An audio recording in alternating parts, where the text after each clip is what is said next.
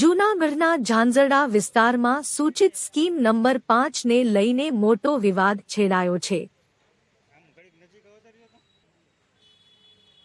ખેડૂતો અને સ્થાનિક આગેવાનોએ જૂનાગઢ અર્બન ડેવલપમેન્ટ ઓથોરિટીની કચેરીએ પહોંચીને ઉગ્ર વિરોધ નોંધાવ્યો છે.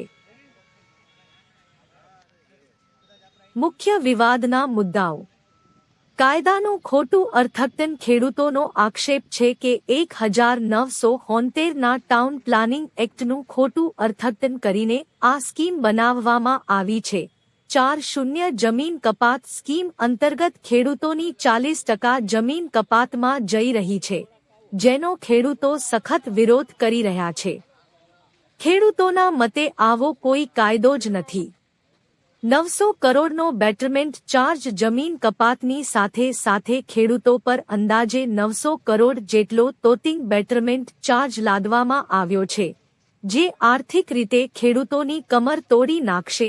સમયની મર્યાદા. જુદા દ્વારા નકશા પ્રદર્શિત કરવામાં આવ્યા છે, પરંતુ વાંધાસૂચનો રજૂ કરવા માટે માત્ર 7 દિવસ જેવો ટૂંકો સમય અપાયો હોવાથી ખેડૂતોમાં અન્યાયની લાગણી છે. છેતરપિંડીના ગંભીર આક્ષેપો: ખેડૂતોનું કહેવું છે કે જમીનના ભાવ ખોટી રીતે ઊંચા બતાવીને સરકારને ગેરમાર્ગે દોરવામાં આવી રહી છે. છેલ્લા 20 વર્ષથી વહીવટી તંત્રની નિષ્ફળતાને કારણે કોઈ સ્કીમ મંજૂર થતી નથી અને હવે ખેડૂતોના ભોગે આયોજન વગરની યોજનાઓ થોપવામાં આવી રહી છે. અમે વારંવાર રજૂઆત કરી છે, પણ તંત્રના બહેરા કાને અમારી વાત અથડાઈને પાછી આવે છે. ખેડૂતો સાથે ખુલ્લેઆમ છેતરપિંડી થઈ રહી છે. સ્થાનિક ખેડૂત આગેવાન: તમે શું વિચારો છો? શું વિકાસના નામે ખેડૂતોની 40% જમીન છીનવી લેવી યોગ્ય છે? શું 900 કરોડનો બેટરમેન્ટ ચાર્જ વ્યાજબી છે? તમારા વિચારો કોમેન્ટમાં જણાવો અને આ વિડિયો પોસ્ટને વધુમાં વધુ શેર કરો જેથી ખેડૂતોનો અવાજ સરકાર સુધી પહોંચે. આપણે ઝાંઝરડા ગામની જૂનાગઢ શહેરી વિકાસ સત્તામંડળ દ્વારા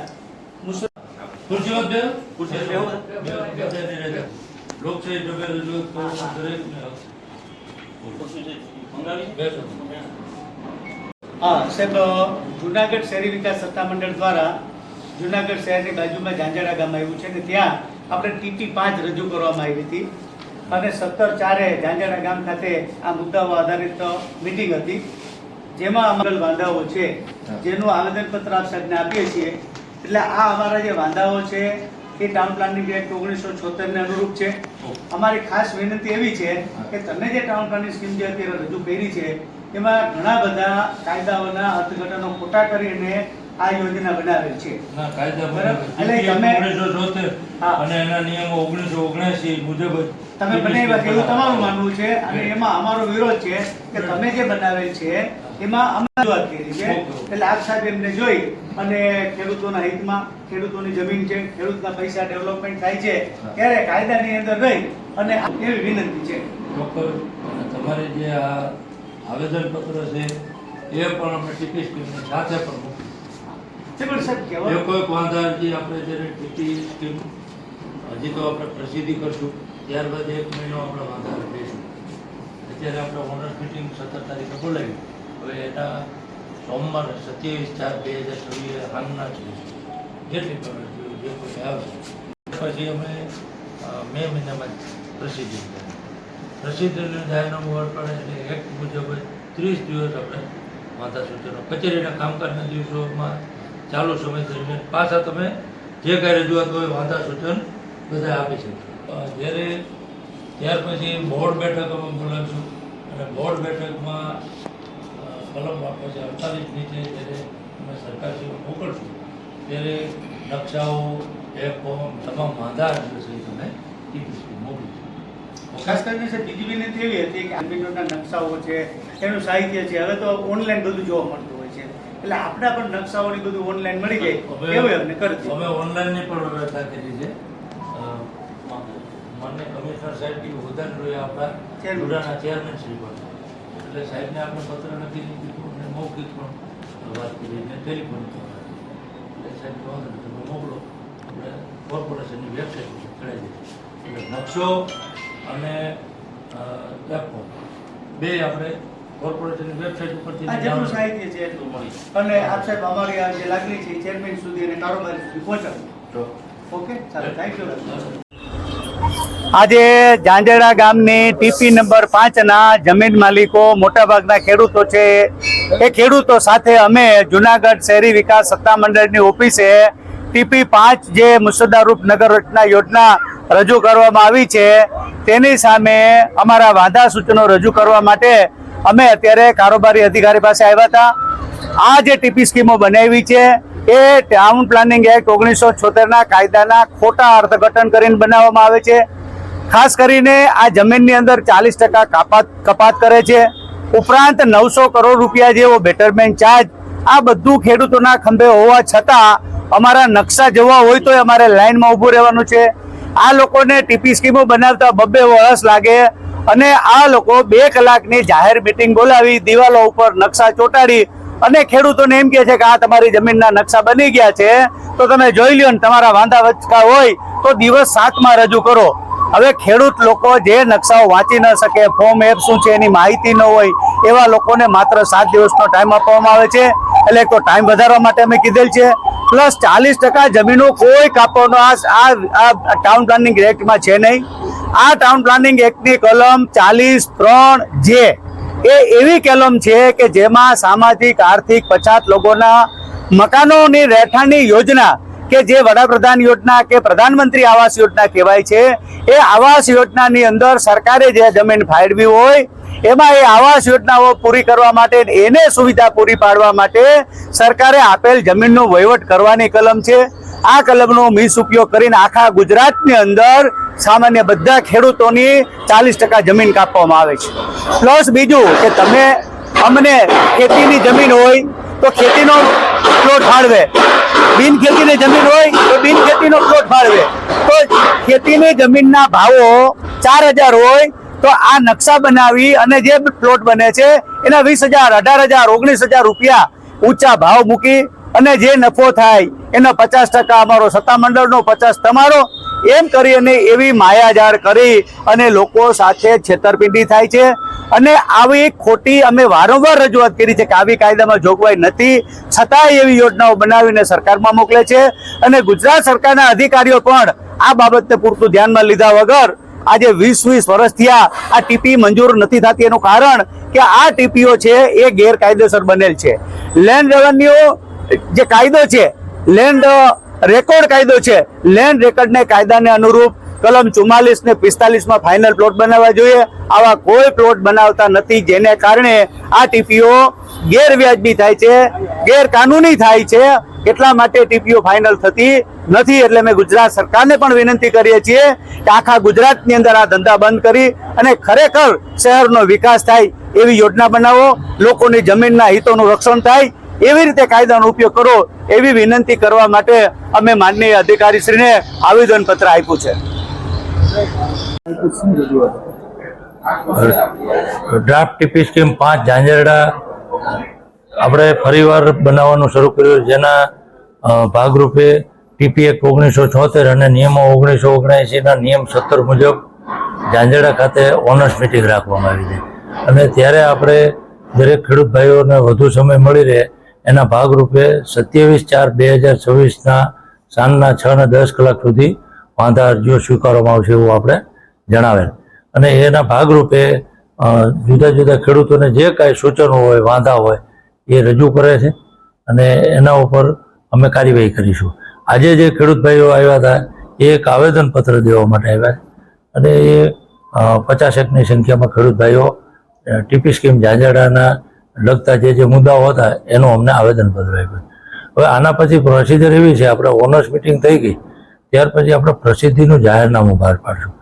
ત્યાર પછી પણ જ્યારે પણ આપણે એક રાજ્ય કક્ષાનું દૈનિક વર્તમાનપત્ર અને એક લોકલ જૂનાગઢનું જે કોઈ અખબાર હશે એમાં જાહેરાત આવશે અને એના અનુસંધાને આપણે 1 મહિના સુધી વાંધા સૂચનો સાંભળશું અને એ 1 મહિનાના વાંધા સૂચનો થઈ જાય પછી બોર્ડ બેઠકમાં એ વાંધાઓ સૂચનો ઉપર કમિટીના દરેક સભ્યોને વાંચી સંભળાવવા અને એના ઉપર નિર્ણય કરવામાં આવશે.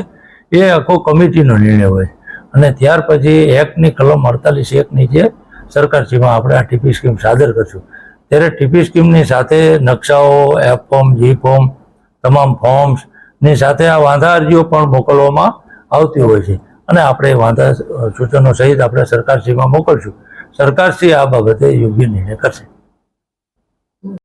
કેશુભાઈ દેવ ખાટો. શું વાત હતી આજે, શું રજૂઆત હતી? હવે અત્યારે આ ટીપી કેને કહેવાય એ એક તો અમને ખુદને ખબર નથી ટીપી શું છે એ, બરાબર છે. આ નોટિસ આવે ઘરે, તમને કીધું ઘરેથી નોટિસ આવે કે ભાઈ આ ટીપીનું બહુ ફોર્મ આવ્યું છે. એક તો તમને કહું અડધું ઇંગ્લિશમાં આવે, અડધું ગુજરાતીમાં આવે, ન આવડે વાંચતા ન કાંઈ આવડે, બરાબર. તો કે ટીપી નંબર 5 કે ભાઈ આ ફોર્મ આવ્યું છે તો તમે અહીંયા આવો. હવે અમે ગયા હોય તો કે ભાઈ આમાં ઇન્ફાક્ટ ડેવલપમેન્ટ આવ્યું. હવે ઇન્ફાક્ટ ડેવલપમેન્ટ એ શું કહેવાય અમને ખુદને ખબર નથી પડતી. અહીંયા તો કે આ તમારો આ પ્લોટ આવ્યો, અહીંયા તો કે આ પ્લોટ આવ્યો. ખરેખર અમને કંઈ ખબર નથી પડતી ટીપીમાં. એટલે મહેરબાની કરી અને આ ટીપી રદ થાય એવી અમારી આશા.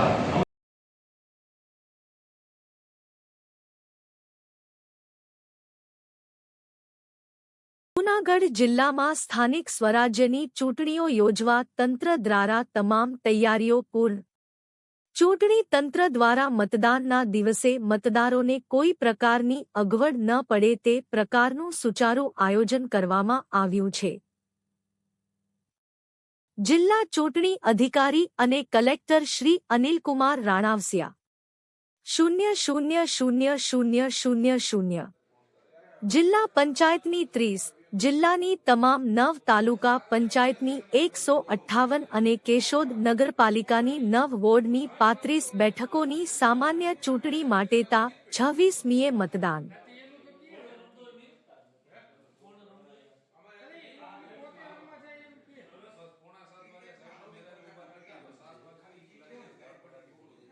સ્થાનિક સ્વરાજ્યની ચૂંટણી બાબતની પ્રેસ કોન્ફરન્સમાં આપ સર્વેનું સ્વાગત છે.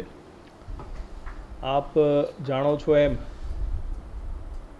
આગામી 26 એપ્રિલે સ્થાનિક સ્વરાજ્યની ચૂંટણી યોજાવા જઈ રહી છે. આપણા જિલ્લામાં જિલ્લા પંચાયત, તાલુકા પંચાયત અને કેશોદ નગરપાલિકા એમાં આ ચૂંટણી યોજાવાની છે.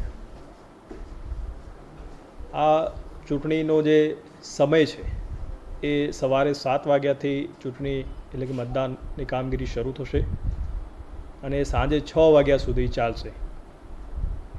આ માટે જરૂરી સ્ટાફનું ડિપ્લોયમેન્ટ પણ કરી લેવામાં આવ્યું છે. જરૂરી જે ઈવીએમ છે એ પણ સંબંધિત આરઓને આપણે પહોંચાડી દીધા છે. એની બાબતની જાણકારી તમામ ઉમેદવારશ્રી, રાજકીય પક્ષ તમામને કરી દેવામાં આવી છે. આજે ખાસ તો આપના માધ્યમથી તમામ મતદારોને મારે અપીલ કરવાની છે કે 26 તારીખે આપના બિઝી શેડ્યુલમાંથી થોડો સમય કાઢી અને લોકતંત્રના પર્વની ઉજવણી કરો અને મતદાન અચૂક કરો. જેમ મેં કીધું સવારે 7 વાગ્યાથી લઈને સાંજે 6 વાગે એટલે દિવસ દરમિયાન 11 કલાક જેટલો સમય છે કે જેમાં આ મતદાન થઈ શકશે. તો મને ખાતરી છે કે મતદારો એમાં હોંશે હોંશે ભાગ લેશે અને મોટા પ્રમાણમાં મતદાનની આ કામગીરીમાં સહકાર આપશે.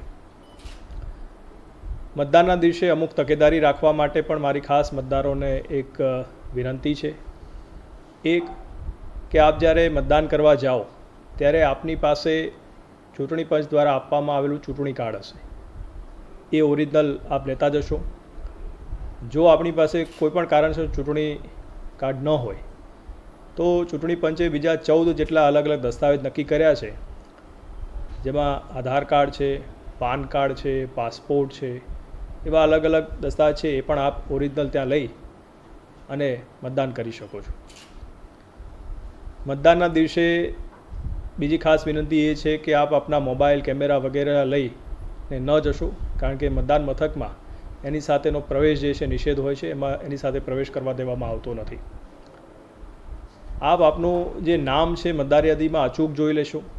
એના માટે અમારી હેલ્પલાઇન છે 1950 પર આપ સંપર્ક કરી શકો. સાથે સાથે સ્ટેટ ઇલેક્શન કમિશનની વેબસાઇટ છે, એના પર પણ આપ સંપર્ક કરી શકો છો.